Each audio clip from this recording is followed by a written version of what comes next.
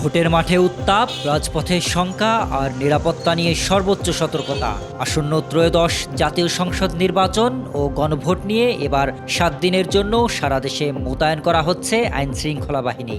আগামী 12 ফেব্রুয়ারির ভোটকে সামনে রেখে 8 থেকে 14 ফেব্রুয়ারি পর্যন্ত মাঠে থাকছে নিরাপত্তা বাহিনী। বুধবার নির্বাচনে নিরাপত্তা সংক্রান্ত একটি পরিপত্র জারি করেছে স্বরাষ্ট্র মন্ত্রণালয়, যেখানে বলা হয়েছে ভোটের 4 দিন আগে, ভোটের দিন এবং ভোটের পরের 2 দিন মোট 7 দিন আইনশৃঙ্খলা বাহিনী দায়িত্ব পালন করবে। নির্বাচন কমিশনের তথ্য অনুযায়ী এবারের নির্বাচনে ভোটার সংখ্যা 13 কোটি।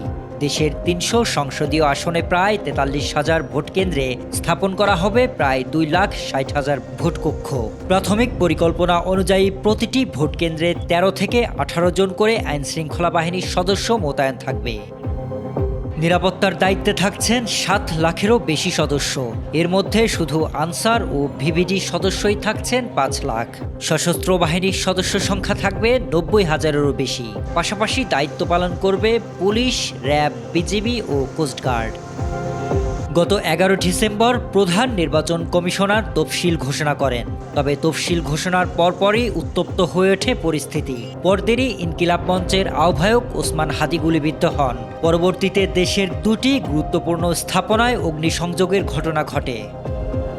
এসব ঘটনা বিবেচনায় নির্বাচন কমিশন, সচিবালয়, প্রধান নির্বাচন কমিশনার, রিটার্নিং ও সহকারী রিটার্নিং অফিসার এবং নির্বাচন অফিসগুলোর নিরাপত্তা জোরদার করা হয়। তফসিল ঘোষণার আগেই 2 দফা এবং তফসিল ঘোষণার পর বিদ্যমান আইনশৃঙ্খলা পরিস্থিতি নিয়ে আইনশৃঙ্খলা বাহিনীর শীর্ষ কর্মকর্তাদের সঙ্গে বৈঠক করে নির্বাচন কমিশন। সেই ধারাবাহিকতার অংশ হিসেবেই এবার স্বরাষ্ট্র মন্ত্রণালয় আইনশৃঙ্খলা বিষয়ক এই পরিপত্র জারি করল।